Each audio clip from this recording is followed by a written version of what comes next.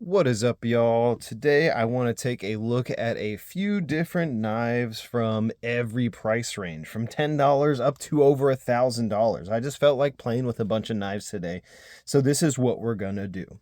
First, we are looking at the Beefonder Amazon $10 knife. I had this one tested by Taylor Hardness, and it came out between 59 and 60 Rockwell.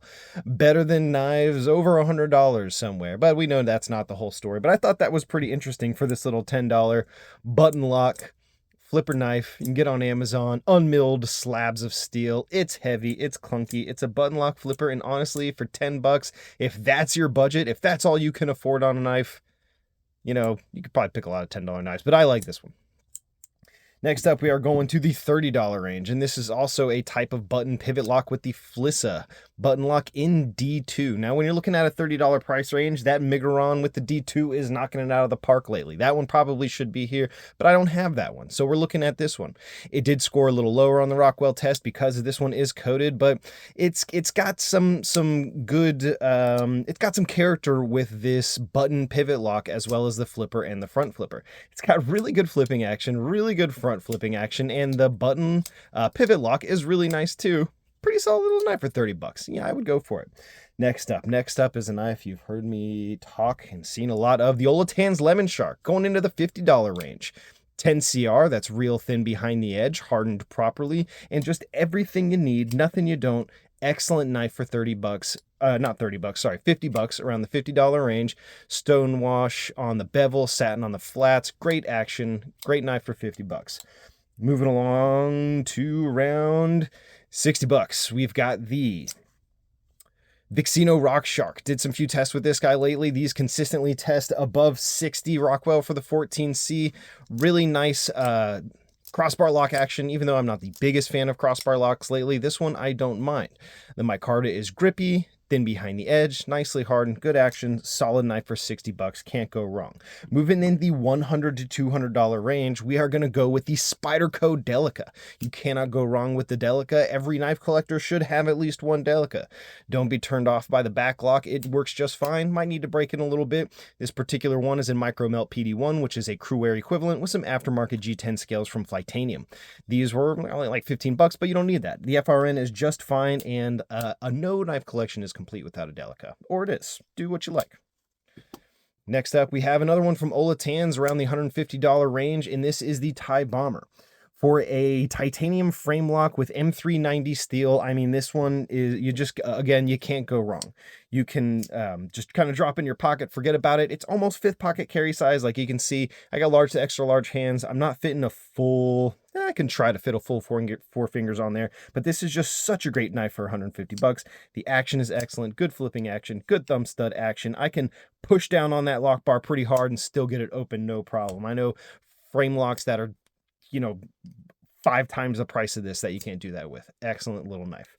Moving on to the $200 to $300 range, we have one of my absolute favorites lately. This is going to be the John Osier F22 Kickstop. I have been absolutely in love with this knife since I've gotten it. It's got a nice little harpoon blade there.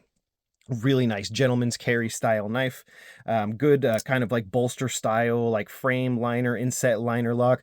It's got nice textured micarta, all titanium internals down here, titanium clip, liner, screws, all of that fun stuff. M390 blade, really cool knife. It's got that kickstop action. So this flipper is free floating, so it disappears when it's out and comes out when it's closed. Really neat, interesting action on this one. Excellent gentleman's carry. Love this knife. Another knife that no collection is complete without, or it is, I'm not your boss, do what you want. That is the Spyderco PM2. This is like the EDC knife of all EDC knives. This particular one is in MagnaCut steel. I did swap the clip side scale because these on this side were kind of shredding my pocket a little bit. Not everybody has that problem, but I guess I got cheap pants and their pockets got shredded up by this, so I swapped out for my old PM2 that I have different scales on, and it works just great. And you got the compression lock, you got excellent action, made in the US. Can't go wrong with the Spyderco PM2. These can range from like $150 to $250 depending on the steel and configuration. They come in a lot. Next up is one of the most underrated knives in my opinion. I wish I saw a lot more of it, and that is the Quiet Carry Catch in Vanix.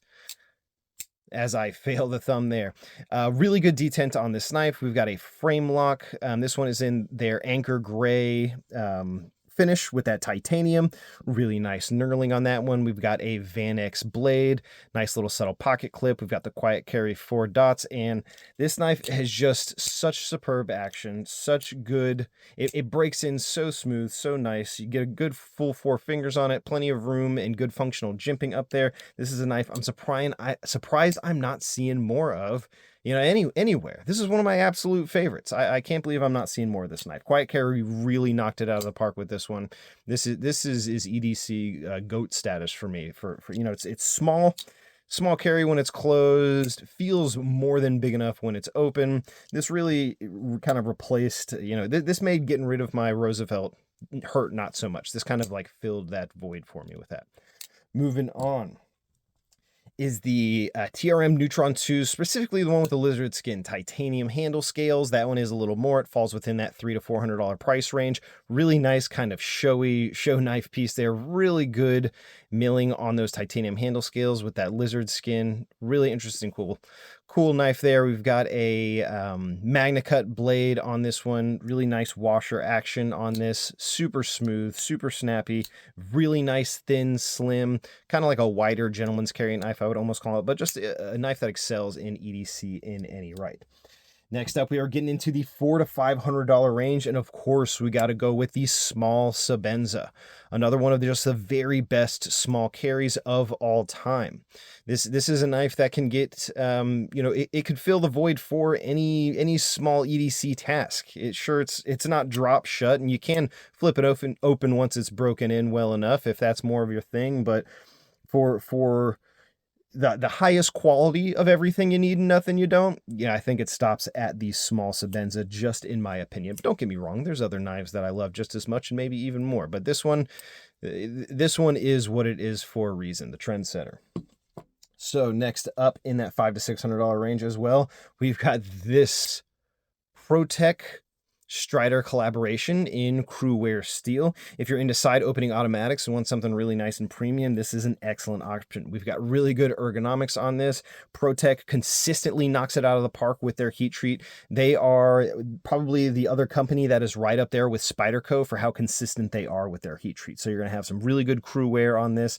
And if you want a good side opening automatic, well, you know, ProTech is the knife company to go with for that. Excellent little knife here. Really cool piece. Now we have getting into the $500 to $600 range. Of course, back to Chris Reeve with the Zahn, the cult following of the Chris Reeve knives. This is probably one of the knives that just gets sold out quicker than any of the other Chris Reeve knives, especially at least from what I've noticed on the secondary market. It's got everything you love about a Chris Reeve knife and then some. It's got some really nice snappy opening action, and it's got the external, the thumb studs act as the stop pins. Got that cool Chris Reeve over travel stop, that milling there for the handle scales, really nice and unique. This is the Tanto one, of course, got that cool harpoon blade in that nice high hardness MagnaCut, but the Zahn, really kind of the epitome of the hard use high end folder right here. And next up right there with it for the high end hard use ergonomics. Like there's a lot going on there ergonomically. Like it is not just a simple looking knife, but when you get it in hand, maybe my hands are just the right size for it, but it is just like butter. It just melts right into my hand. It feels like it's immediately becoming an extension of myself.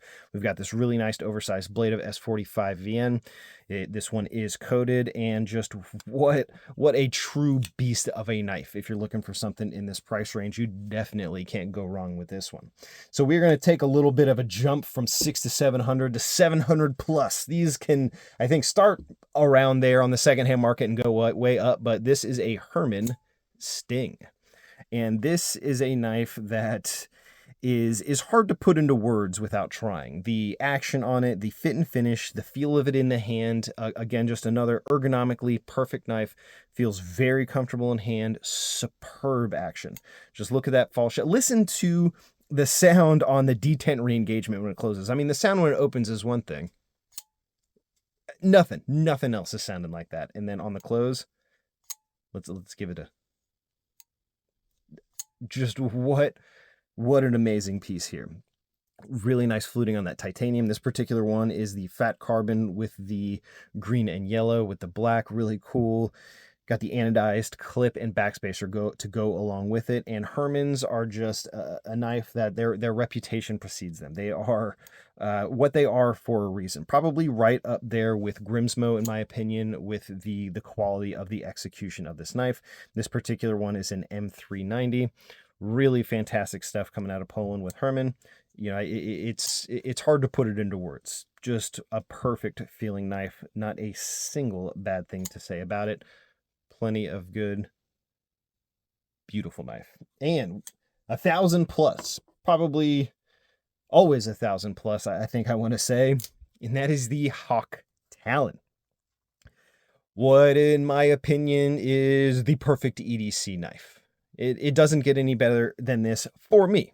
It might be different for you, but for me, this is it. The locking mechanism. I love a good frame lock. I don't like a crossbar lock. This does it for me. This is the perfect in between for me, because I don't like the detent that goes along, the feeling of the detent with the crossbar locks and kind of like the ram style lock. But this one, that pivot system kind of gets around that. You get a better, cool mechanical feeling detent.